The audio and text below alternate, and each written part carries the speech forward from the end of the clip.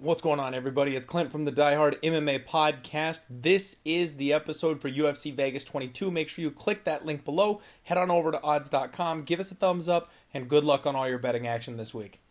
Bantamweight fight coming up here. Montel Jackson taking on UFC newcomer Jesse Strade.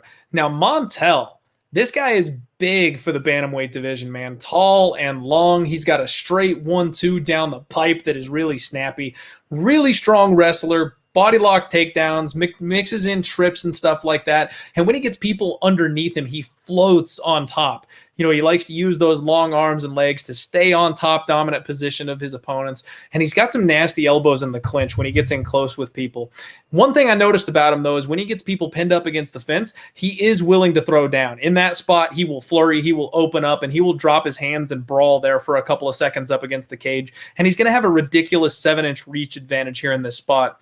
Jesse, like I said, he's a UFC newcomer. This guy keeps his hands low and he swings from the hip, which is always dangerous at this level because any of these guys can clip you if you're not guarding yourself properly. He dips his head to enter the pocket. He blitzes to close the range. He's got this leaping in left hook that he lands, and he's got big, big power. This guy likes to throw body shot combos, and I mean, he will rip 4, 5, 6 punches to the body in a row, and then he comes over the top, setting up that big overhand after he gets his opponents to drop their hands. He's 5-1, so not a ton of experience, but he's coming in here, and he's by far the biggest underdog on the slate. Montel Jackson is anywhere from -650 to -750. The comeback on the underdog here, anywhere from +450 to +550. Any thoughts on this one, man? Have you had a chance to look into Strade or anything like that? Not too much, just kind of a fresh up on his bio. I saw a lot of amateur MMA accolades. He did wrestle in high school, and if you look at his physique, he definitely has a wrestler physique, right? So you look at that, Absolutely. maybe that's a path. Is he going to be a better wrestler than Jackson? We saw what Brett Johns was able to grind out and do, and that's kind of why I picked Brett Johns in that spot as far as Montel Jackson's last fight. However, I haven't looked at Strade yet, admittedly, and when you do glance at I would like to see not just more experience, but more decisions. As far as that, he's got, I think, a split decision and a decision win in his amateur career, where he also has a round 1 KO loss, which, could be something to look for if he can get caught cold. We've seen Jackson catch guys early. And then, in his pro career, he's only went to decision 1 time. So you want to see more experience than that, because that's kind of how you're going to beat a guy like Jackson, who, if you're a Jackson supporter, you want to hope that he shored up those holes. I'm obviously going to be leaning toward him here and will probably end up being my pick. However, the reason why I've kind of given warning signs about Jackson in the past, including his last fight, it's just my theory, and it really comes to life in these lower divisions in 135 and 125. These guys are really tall and they're killing themselves. I really feel like that, it's a real point of diminishing returns, both gassing, injuries. Sean O'Malley, right? He's always getting these weird injuries in fights. He's another tall, lanky 135er. More the gas tank, stereotypes here as far as Jackson goes. So I got to see, regardless, he could be -250 in this spot against the same guy, and I'm still going to have questions about Jackson just because I'm not sure he's fighting in the right weight class.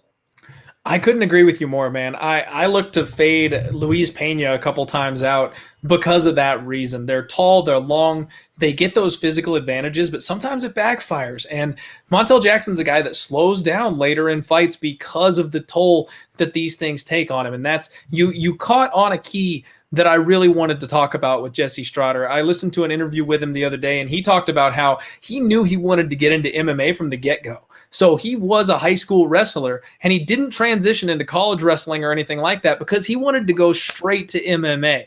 And that's something that I think we're going to see a lot more often in the future with these kids coming up watching the UFC and stuff like that. We're not going to get as many high-level wrestling accolades of people that maybe could have done well had they decided to take the traditional path. So I'm a little bit high here on this guy. I think that especially someone as tall and as long as Montel Jackson, that ripping to the body and that overhand, that's going to be available. And especially the times where I've seen Montel Jackson get a little cocky and get in there and wing up against the fence, that's prime spot for this guy to return, and he's got more power than Montel Jackson does. So if there was ever a guy with a puncher's chance on this card, it would be Jesse Strade. And this is not my most confident pick by far or anything like that, but I'm probably going to play this guy by fight time. Now, I got to give my speech. We've got 321 live viewers right now. Don't everybody go running out and betting Strade. There is money coming in on Montel Jackson right now. I want plus 700. Like I want this guy to be a ridiculously sized underdog for us to take that punch. So don't everybody run out there and hammer the line and ruin it because the books suddenly get flooded with shots on this big underdog. Let's all sit. Let's all chill. Wait till Montel Jackson gets to minus 1,000, and then we'll make our move and throw a little couple shekels on Jesse Strade for the knockout upset.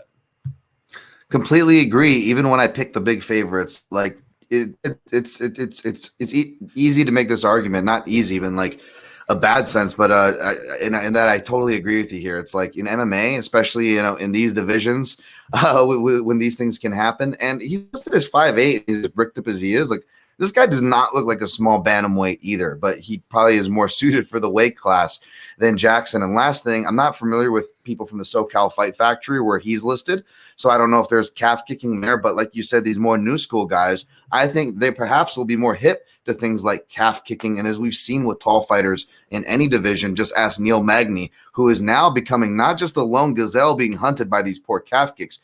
Neil, hopefully they give him a break. They start chasing all the other tall guys. You want to talk about calf kicks changing the sport? Well, I'll put more weight into that when you have these tall guys because it is a target to be had. So that's another thing to watch out for with these tall fighters who, you might, because they have length advantage, well, that could be taken away if someone's throwing a calf kick that they can't counter. Absolutely. I like that. We've got a couple people in the chat, Danny Rodriguez, Peter Cirillo, shout out to you guys asking about the under. I don't hate it. I don't hate it at all because this guy could be flat outclassed. You know what I mean? We might like that puncher's chance, and he could just get outclassed on the mat. He could get TKO'd, beaten down by a guy that's higher level than he is. And then if he ends up pulling that upset, he could land a big shot himself. And I think the under is minus 140 right now. So that's not a bad look. Taking a look at the under 2.5 for that one, maybe a safer spot, even if you want to have that upset, included as part of that. Great call. Good call, chat. Shout out to the chat.